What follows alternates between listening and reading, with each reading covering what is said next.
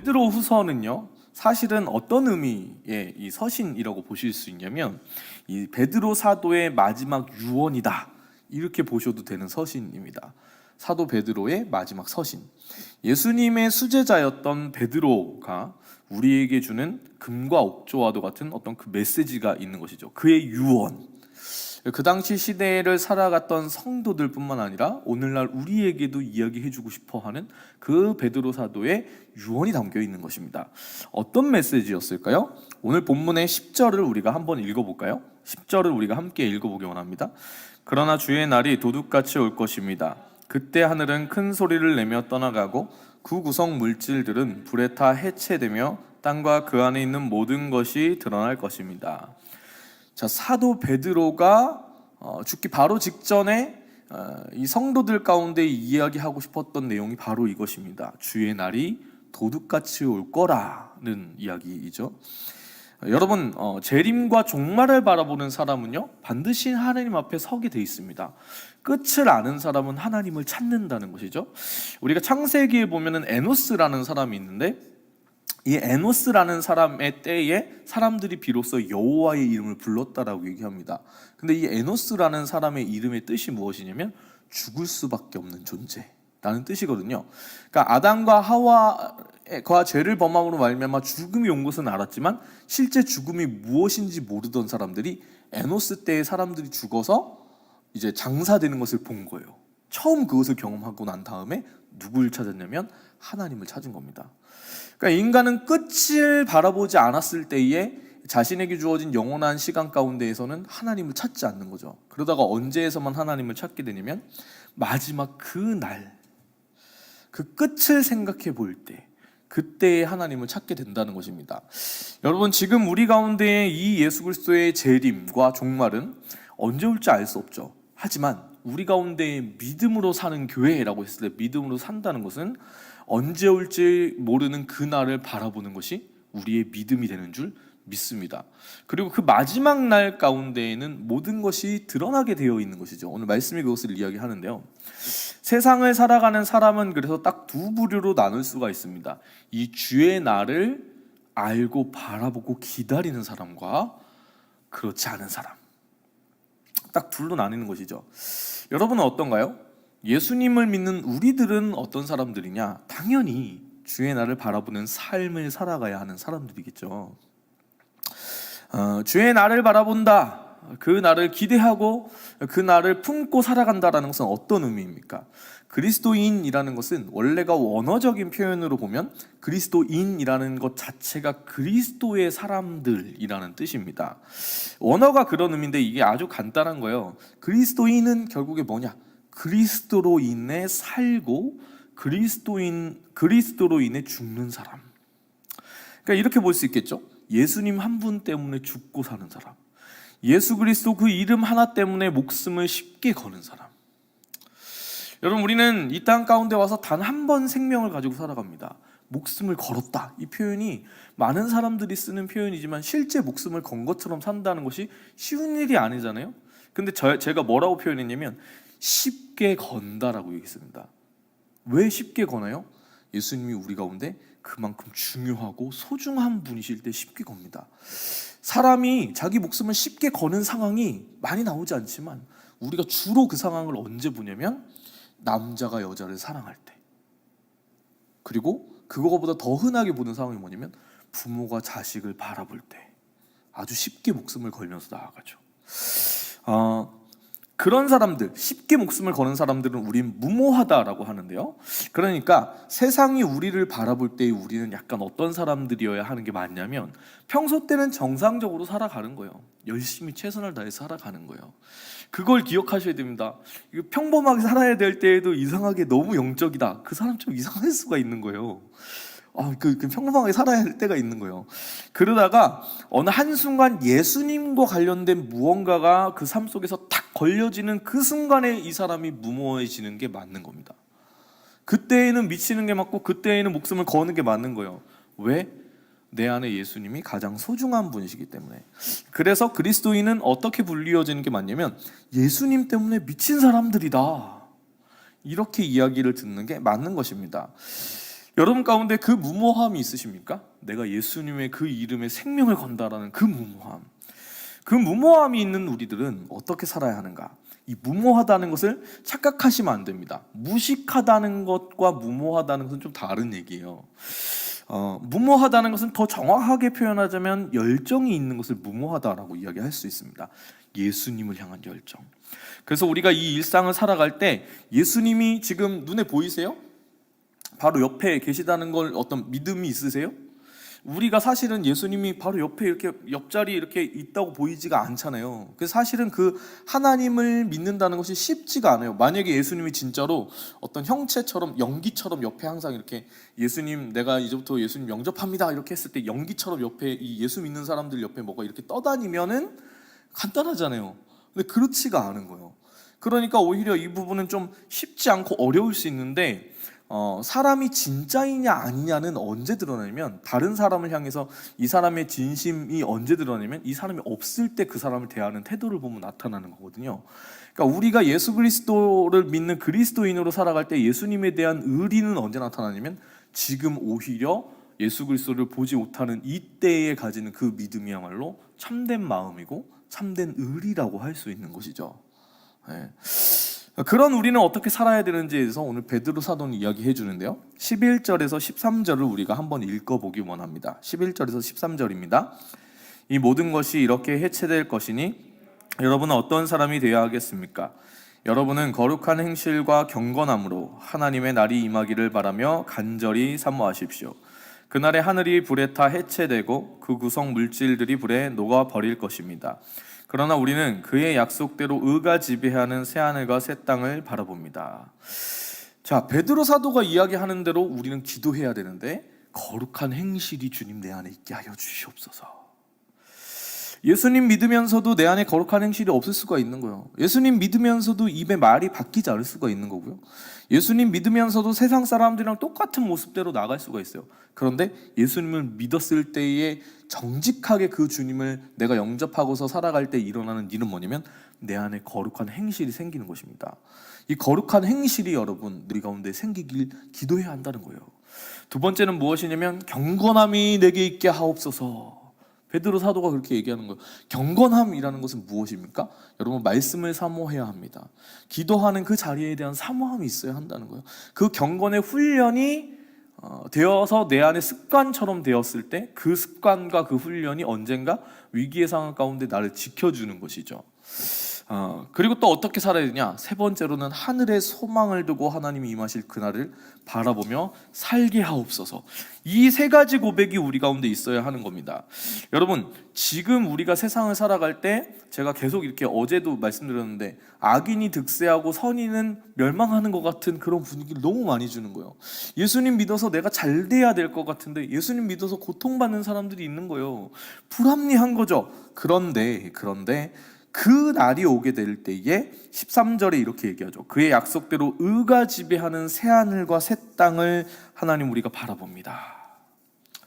그 마지막 날을 바라보며 소망을 품고 예수님 오실 그날을 기다리는 사람, 그 사람은 어떤 사람이냐면 준비를 하는 사람입니다. 마태복음 25장에 보면은 열처녀의 비유가 나옵니다. 열처녀의 비유, 처녀 10명이 있었다라는 얘기겠죠. 그 중에 이 10명이 기름을 준비하고 등을 켜야 되는 역할을 맡은 사람들인데 5은 기름을 준비하고 5은 기름을 준비하지 않은 겁니다. 그래서 그들이 기다리던 신랑이 갑자기 찾아왔을 때 기름을 준비한 자들은 혼인잔치 가운데 참여를 할 수 있게 된 것이고 기름을 준비하지 못한 사람들은 혼인잔치에 들어가지 못한 거예요. 근데 이 마태복음 25장에 나오는 이 비유가 오늘날 우리가 어떤 삶을 살아야 되는지에 대한 많은 것을 알려줍니다. 기름은 등을 밝히기 위해 존재하는 것인데요, 우리는 성령님의 그 은혜 안에서 예수 그리스도를 닮은 삶을 통하여 주님 오실 그날까지 세상 가운데에 밝힐 등불을 켜놓는 사람이 되어야 하는 겁니다. 사실 열처녀 비유에 대해서 우리가 얘기할 때는 유대인의 혼인에 대해서 좀 알 필요가 있거든요. 유대인의 혼인은 3가지 단계를 거쳐서 진행이 됩니다. 첫 번째로 신랑은 혼인 계약을 통해 신부의 아버지에게 결혼 집착금을 지불합니다. 그럼 이제 혼인의 시작이 되는 거예요. 두 번째로 약혼 기간을 가집니다. 약혼식을 하고 나서 그 다음에 이제 서약하고 선물을 주고받는. 그러면 이제 2단계가 된 거예요. 그럼 마지막 단계는 뭐냐? 약혼 기간이 끝난 다음에 이 혼인 잔치가 열려. 혼인 잔치를 하는데 이때에 신랑이 자기 집에 성대한 잔치를 준비한 이후에, 자기 집에 준비한 이후에 신부를 데리러 신부의 집에 가는 겁니다. 여기서 열처녀는 어떤 역할이냐? 이 신부의 들러리들인데, 신랑이 이렇게 와가지고 신부의 집으로 갈 때 신랑을 마중 나와서 신부의 집까지 인도하는 역할을 하는 게 열처녀들이었던 거예요. 그리고 그 신랑 신부의 새 집으로 향하는 행렬 가운데 함께 참여하는 것이죠. 이 예식이 보통 저녁에 이루어졌기 때문에 이 사람들이 등을 환하게 밝혀야 하는 역할을 가지게 되는 겁니다. 등을 밝히기 위해서 기름이 필요했던 것이죠. 그런데 여러분, 신랑은 멀리서 오기 때문에 언제 올지 사실은 알 수가 없습니다. 그냥 기다리는 거예요. 지금처럼 핸드폰이 있고 지금 차로 가니까 10분 뒤에 대기하고 있어, 이렇게 얘기를 못하는 거니까요. 그래서 신부의 들러리들인 이들이 여분의 기름을 넣을 그릇을 가지고 다녀야 하는 거예요. 더 오래 기다릴 수가 있으니까. 재미난 것은 오늘 이 마태복음에서 나오는 이 열처녀 비유에서는 혼인 잔치가 오밤중에 시작된다는 겁니다. 굉장히 중요한 시사점이 있는 건데, 보통은 신랑이 밤중에 이렇게 도착하게 될 경우에 보통은 어떻게 하냐면 그 다음 날로 예식을 미루거든요. 보통은 미뤄요. 근데 오늘 이 본문에서는 미루지 않고, 신랑이 더 이상 잔치를 미루지 않고 바로 했다라는 게 중요한 포인트입니다. 사람들이 많이 오지 못하는 그 시점에라도 행사를 진행한다는 것은 하나님께서는 여태까지 기다리셨지만 마지막 그날이 되었을 때는 기다리지 않으신다는 것을 뜻하는 거거든요. 이 경우에는 동네 사람들이야 늦어서 잘 수도 있겠으나 신랑을 기다리는 이 열처녀들은 등을 밝히면서 기다리라고 이 신랑이 믿고 있었을 거라는 거예요. 그러니까 어떤 의미입니까? 이 세상 가운데 어둠이 계속해서 내리는 그 상황 가운데서도 그리스도인을 향한 하나님의 기대가 있는데, 우리가 주님 오실 그날을 예비하면서 그 등에 항상 밝힐 기름을 두고서 살아가는 사람들인 것을 하나님이 기대하신다는 거예요. 이 기름에 대해서 여러 가지 말들이 많지만 결국엔 경건에 대한 이야기들을 많이 하는 거거든요. 말씀과 기도로 그 기름을 준비하십시오. 성령이 충만한 은혜로 그 기름을 준비하십시오. 이렇게들 많이 얘기를 합니다. 예수님과 함께 동행함으로 예수님을 닮아가는 그것으로 세상 가운데 비추는 삶을 살아야 됩니다. 이렇게들 얘기를 많이 하는 것이죠. 중요한 것은 여러분, 끝이 있다는 겁니다. 그 끝을 바라보는 사람은요, 바라보지 못하는 사람은요, 영원히 이 시간이 계속될 줄 알고 있는 것이죠. 근데 그러면 망하게 돼요. 5은 기름을 준비했으나 5은 기름을 준비하지 못했습니다. 그것을 보면은요, 여러분, 언제 올지 알 수 없는 이 시간 가운데 우리가 깨어있지 않으면 어떤 일이 일어나냐? 우리가 가진 그 기름을 준비해서 등을 켜야 한다는 본질적인 사명을 우리가 잃어버리는 것일 수 있어요. 지금 이것에 모여가지고 우리가 생활을 하는데, 이 세상 가운데 예수님 믿는 사람들도 나아가는데, 우리는 본질적으로 누구냐면 신랑 되시는 예수님을 기다리는 사람들이죠. 그런데 우리가 이 땅 가운데 깨어있지 않으면 무엇을 잃어버리냐면 신랑을 기다린다는 그 사명을 잃어버리는 겁니다. 그리고 이 종말의 때, 재림의 때, 그리고 끝에 가까울수록 아셔야 되는 게 사단이 판을 치는 거예요. 왜냐하면 이 말세의 시기에 사단이 이미 패배한 존재인데 한 영혼이라도 더 끌고 자신과 똑같은 처지로 만들려고 우는 사자처럼 돌아다니면서 삼킬 자를 찾고 있기 때문이죠.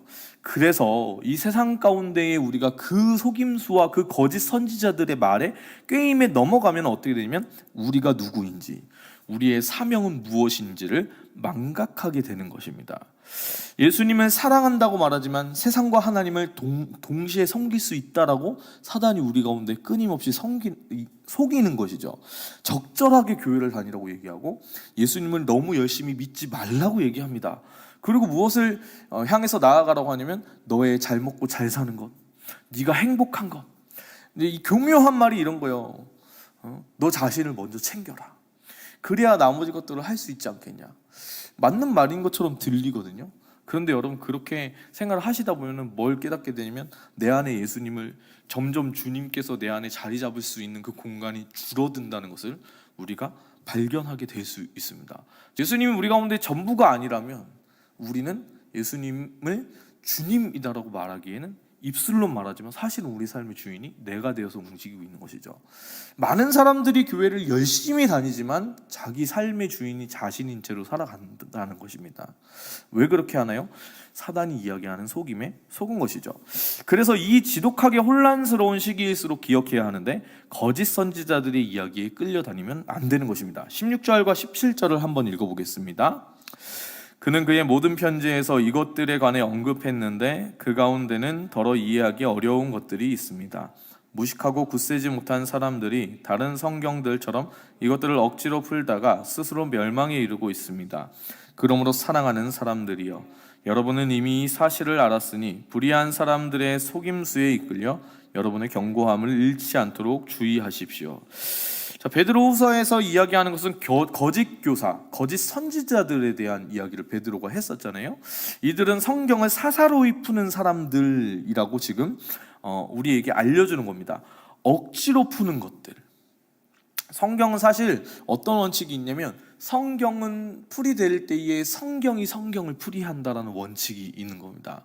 성경책을 우리가 읽을 때 전후 문맥을 살펴야 하는 이유는 무엇이냐면 우리가 자의적인 해석을 할 수 있기 때문에 그런 거거든요.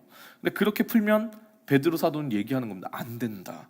그리고 다 그런 식의 시작으로부터 이단들이 일어나는 거거든요. 이단이라는 거는 이 그들의 교육을 봐도 알 수 있지만 처음에 딱 들었을 때 신천지나 이런 데서 얘기하는 교육을 들어보면 처음에 그럴 듯합니다. 우리가 얘기하는 거랑 별반 큰 차이가 있으면 이거 이상한데 이런 얘기를 할 수 있어서 처음부터 이상한 얘기를 하지 않아요. 그러다가 어디 가서 갑자기 확 달라지면 이들이 말하는 거가 진짜인 것처럼 믿게 한 다음에 끝이 확 달라지는 거예요. 그래서 다르리, 끝이 다르다라고 얘기하는 거거든요.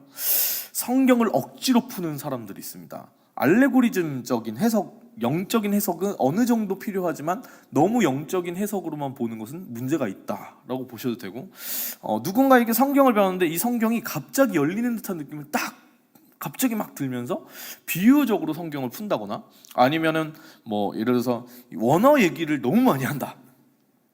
의심해 보셔야 됩니다. 원어 얘기를 할 때도 이렇게 할 수가 있어요. 베들레헴이 빵집이라는 뜻이거든요. 베들레헴이 빵집이라는 뜻인데 그 히브리어와 헬라어를 얘기하면서 막 이 한 소문자 하나하나당 의미가 있습니다. 이렇게 얘기하는 사람들도 좀 이상하다고 보시면 됩니다. 그럼 빵집의 의미가 그래서 이 단어 하나하나 그 철자 하나하나를 분석했을 때 이런 의미입니다. 그렇게 얘기하는 건 이상하다라고 생각하시면 됩니다. 그냥 참고하는 정도는 괜찮은데 그렇게 속이는 사람들이 있다라는 거예요. 그러니까 이게 무서운 거죠. 말세에 여러분, 사단이 우리 가운데 아예 대놓고 이상한 방식으로 접근해 올 거라고 생각하지 마십시오. 아주 교묘한 방법으로 들어올 것입니다. 우리의 마음 가운데서도 그렇게 역사할 것입니다. 우리가 성경을 바라볼 때 내가 원하는 성경을 받아들이고 내가 원하지 않는 것들은 내 자의적인 해석 가운데에 떨쳐내거나 받아들이지 않거나 내가 원하는 방법대로 교묘하게 내가 바꿔서 받아들일 수도 있는 상황이 지금 이 시대죠. 여러분, 우리는 하나님의 그 말씀을 온전히 말씀 안에서 해석하고 들어야 되는 줄 믿습니다. 타협하면 안 되고 그 말씀을 온전히 알기 위해 공부해야 되고 달려가야 하는 것이죠. 18절 우리가 마지막으로 한번 읽어보기 원합니다. 18절입니다. 도리어 우리 주이시며 구주이신 예수 그리스도의 은혜와 그를 아는 지식 안에서 성장해 가십시오. 영광이 이제와 영원토록 그분께 있기를 빕니다. 아멘. 2021년도 여러분의 꿈과 소망은 무엇인가요? 저에게 매해 새해가 시작될 때마다 꿈과 소망은 단 한 가지였습니다. 하나님, 내가 성장하게 하여 주시옵소서. 내가 자라나게 하여 주시옵소서. 제가 믿는 믿음 가운데 제가 배운 것 중에 한 가지는 무엇이냐면 그리스도, 우리 주님께 붙어있는 사람은 끊임없이 성장하는 사람일 수밖에 없다라는 것입니다. 이 사람의 나이나 이 사람의 성별이나 이 사람의 지위나 그런 것은 중요하지 않고요. 예수님께 붙어있는 순간순간마다 우리는 성장하게 된다라는 것이죠. 2020년을 돌아보면서 우리가 해야 되는 질문은 한 가지입니다. 이 한 해 코로나 바이러스도 있었고 여러 가지 어려움도 있었죠. 좋은 일도 있었습니다. 하나님께서 우리 믿음으로 사는 교회를 세워주셨잖아요. 그 가운데에 해야 될 꼭 한 가지 질문, 나는 올 한 해 예수 그리스도 안에서 성장했는가? 어떤 사람은 성장이 멈춰져 있는 사람들이 있어요. 그럼 문제라고 생각을 해야 되는 거예요. 왜냐? 예수님 붙잡으면 그 사람 성장할 수밖에 없다니까요. 근데 내가 성장이 멈춰 있지 않으면 뭔가 문제가 있는 거예요. 새해가 우리 가운데 옵니다. 여러분, 그 2020년 그 시간 동안에 우리가 성장했는지도 물어야 되지만 새해에 우리 안에 소망이 한 가지 있다면 그 소망은 무엇이어야 되냐면 하나님, 새해에는 내가 예수 그리스도 안에서 더욱 성장하게 하여 주시옵소서. 말씀을 아는 그것이 더욱 자라나게 하시고 나의 기도가 깊어지게 하시고 나의 찬양과 감사가 넘치게 하여 주시옵소서. 그 소망이 우리 안에 있는가가 너무나 중요하다라는 것이죠. 우리는 성장이라고 얘기할 때 우리가 원하는 성장의 방향성을 생각할 수가 있습니다. 그런데 여러분, 참된 성장이라는 것은요, 내 의지로 이루어지는 것이 절대 아닙니다. 언제 성장하게 되는가? 언제 열매를 맺게 되는가? 우리가 예수님께 붙어 있으면 성장하게 되고 열매를 맺게 되는 것이죠. 세상 사람들은 뭔가 책을 읽으라고 얘기하고 뭔가 어떤 공부를 하라고 얘기하고 어떤 노력을 통해서 몸을 만들고 어떤 의지를 가지고 무언가를 하는 부분으로 성장을 이루라고 얘기합니다. 하지만 우리가 해야 될 것은 단 한 가지, 예수님께 붙어 있는 노력을 하면 성장하게 되는 것이죠. 만약에 우리가 우리의 의지로 성장하게 됐다면 우리는 결국에 우리의 의를 드러내는 신앙을 가지게 되는 겁니다. 그런데 우리가 주님과 함께 동행하는 그 삶을 붙들었을 때 예수 그리스도를 우리가 닮는 것으로 성장하게 된다면 그때 우리는 내가 잘나서 이렇게 됐어요 라고 얘기하는 게 아니라 주님 때문에 내가 이렇게 바뀌었네요 라는 고백을 하게 되겠죠. 여러분, 이 한 해 동안 예수님 때문에 여러분은 많이 바뀌셨습니까? 동안 예수님과 동행하는 그 하루하루를 말미암아서 예수님을 조금씩 닮아가는 저 여러분이 되었으면 좋겠습니다.